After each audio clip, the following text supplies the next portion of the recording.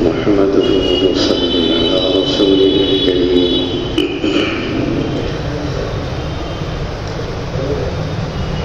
بزرگان محترم ومعزز خواتین و مستورات، آخری عشرہ بھی اختتام کو دھیمے دھیمے پہنچ رہا ہے.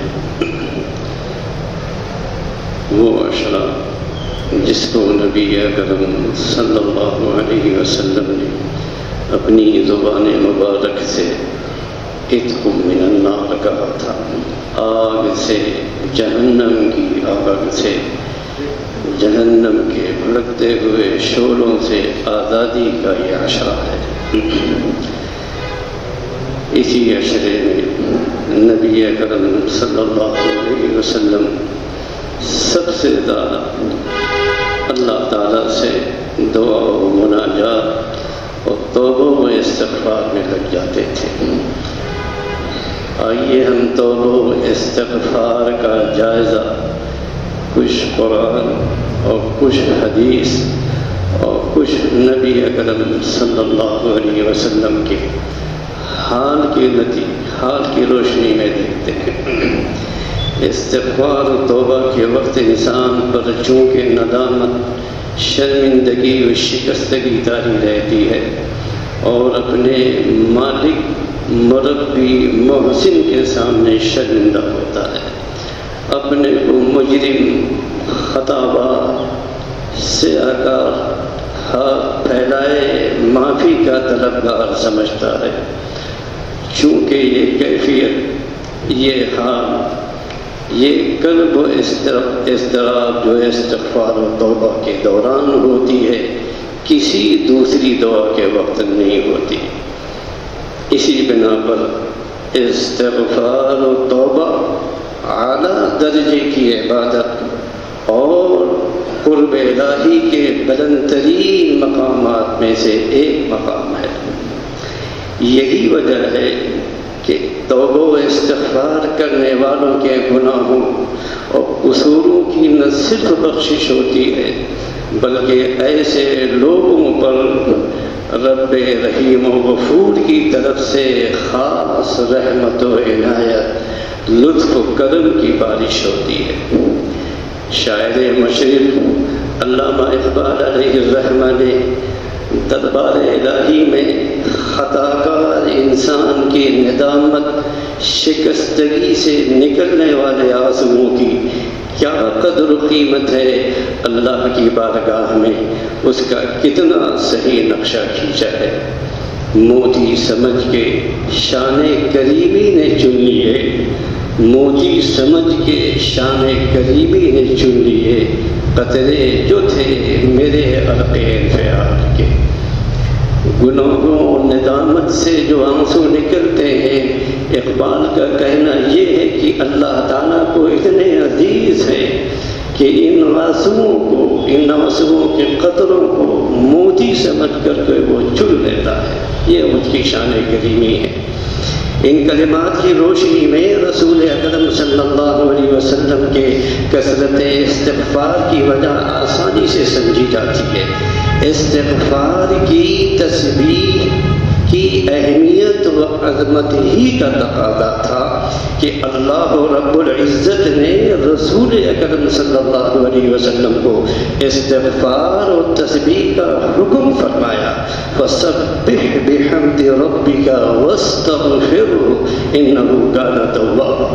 یہ آیتیں تو آپ سنتے رہتے ہیں، اس کا ترجمہ یہ ہے کہ اب آپ اپنے پروردگار کی تسبیح و تحمید کیجیے، اس سے استغفار کیجیے، بے شک وہ بڑا توبہ قبول کرنے والا ہے. اس سورت کے نازل ہونے کے بعد ام المومنین حضرت عائشہ رضی اللہ تعالی عنہا اور ام سلمہ اور اصحاب رسول صلی اللہ علیہ وسلم کی زبانی رسول اللہ صلی اللہ علیہ وسلم کی کیفیت اور حال کا تذکرہ ذرا سنیے. یہ ان کے گھر کے لوگ ہیں.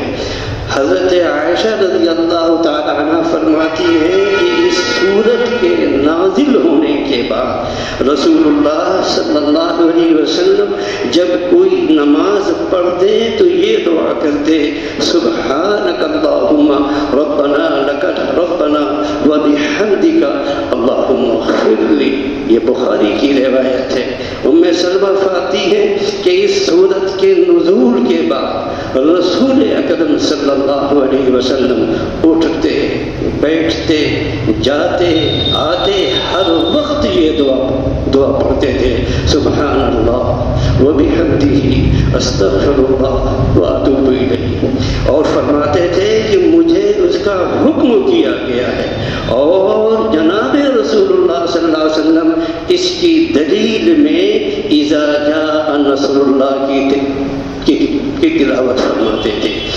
معروف صحابی رسول حضرت ابو ہریرہ رضی اللہ تعالی عنہ فرماتے ہیں کہ اس سورت کے نزول کے بعد رسول اکرم صلی اللہ علیہ وسلم نے اپنی عبادت میں بڑا مجاہدہ فرمایا، یہاں تک کہ آپ کے پاؤں ورم کر کے مسائل اور آفات کو دور کرنے کے میں استغفار کی تسبیح خاص اہمیت کی حامل ہے.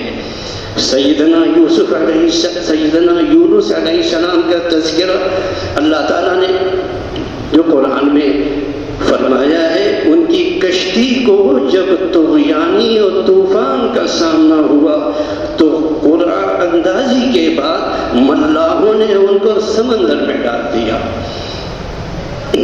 یا ایک روایت یہ ہے کہ انہوں نے سیدنا یونس نے خود ہی اپنے آپ کو سمندر کے حوالے کر دیا. اس موقع پر قرآنی الفاظ یہ ہیں، وہ سنیے فَالْتَقَمَهُ الْحُوتُ وَهُوَ مُلِيمٌ فَلَوْلَا أَنَّهُ كَانَ مِنَ الْمُصَبِّحِينَ.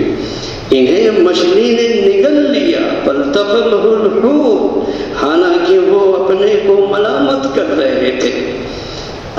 اگر وہ تسبیح کرنے والوں میں نہ ہوتے، استغفار نہ کرتے تو اسی کی پیٹ میں قیامت تک رہتے. یہ استغفار کی برکت تھی اور تسبیح کی برکت تھی کہ وہ مچھلی کی پیٹ سے نکل گئے. یہ اللہ رب العزت کی کا بیان ہے. سیدنا یونس علیہ السلام مچھلی کی پیٹ میں دعا و استغفار کے یہ کلمات پڑھ رہے تھے، لا الہ الا انت سبحانک انی کنت من الظالمین. ہر ایک شخص کو یاد ہے، ہر ایک شخص جانتا ہے، اس کی بہت اہمیت ہے. اس کا ترجمہ یہ ہے کہ اے اللہ تیرے سوا کوئی معبود نہیں، تو پاک ہے، ہر ایک سے پاک ہے، بے شک میں قصوروار ہوں. ان کلمات میں ایسی برکت و تاثیر تھی کہ متلاطم سمندر میں موجود مچھلی کے پیٹ سے سیدنا یونس علیہ السلام بسلامت و عافیت نکل آئے. اسی لیے ہمارے بزرگوں سے اور اکابر سے منقول چلا آ رہا ہے کہ اگر اجتماعی مصیبت کے وقت انسان اس کلمے کا ورد کرے تو اللہ تعالیٰ اس کلمے کی برکت سے اس مصیبت کو دور کر دیتے ہیں. یہ تجربہ ہے ہمارے بزرگوں کا، ہمارے اکابر کا، ہمارے اسلاف کا. اس کی ایک تعداد بھی بتاتے ہیں کہ اگر بہت بڑی مصیبت ہو، وہ انفرادی ہو یا کہ اجتماعی ہو، تو 1.25 لاکھ مرتبہ کچھ لوگ بیٹھ کے پڑھ لیں تو انشاءاللہ العزیز وہ مصیبت دور ہو جائے گی. ابو داؤد میں حضرت سعد بن وقاص سے روایت ہے کہ رسول اللہ صلی اللہ علیہ وسلم نے فرمایا یا کہ مچھلی کے پیٹ میں جو دعا سیدنا یونس علیہ السلام نے کی تھی، یعنی لا الہ الا انت سبحانک انی کنت من الظالمین، اس دعا کو جو بھی مسلمان کسی مقصد کے لیے پڑھے گا اس کی دعا قبول ہوگی. یہ رسول اکرم صلی اللہ علیہ وسلم کا فرمان ہے. ایک دو باتیں اور آپ سے عرض کر دوں کہ یہ بات ذہن نشین رہے. استغفار اگر گناہوں کی معافی اور تلافی کا وسیلہ ہے، تو اسی کے ساتھ ساتھ اس کے بہت سے فوائد ہیں اور بہت سے ثمرات ہیں۔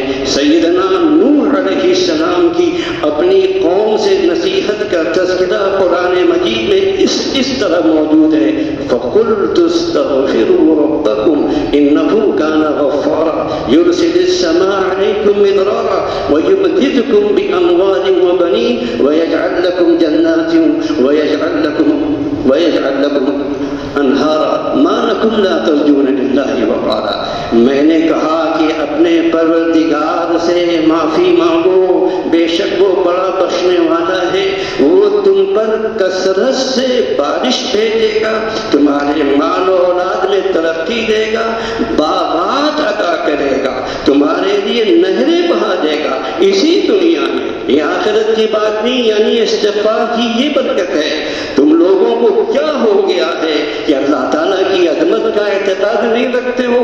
ان آیات سے واضح طور پر یہ بات ثابت ہوتی ہے کہ استغفار و توبہ مصائب اور آفات کو دور کرنے کے ساتھ ساتھ طاقت و قوت میں اضافہ بھی ہوتا ہے، اموال و دولت میں ترقی بھی ہوتی ہے، اور آل اور اولاد کی افزائش اور چشموں کے ساتھ ساتھ اللہ تعالیٰ اس دنیا میں باغات اور طرح طرح کی نعمتیں بھی عطا کرتے ہیں۔ اللہ تعالیٰ ہم سب کو صدق دل سے صحیح طور پر توبہ و استغفار کی توفیق عطا فرمائے۔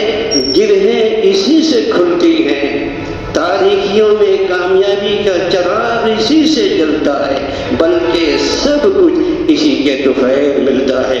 کاش رسول اکرم صلی اللہ علیہ وسلم کے اس ارشاد گرامی کے بعد ہماری آنکھیں کھل جائیں، ہمارے یقین و عمل کا جذبہ ہمارے غفلت بھرے دل میں جاگ اٹھے، اللہ کے رسول صلی اللہ علیہ وسلم کی یہ حدیث سن لیجئے۔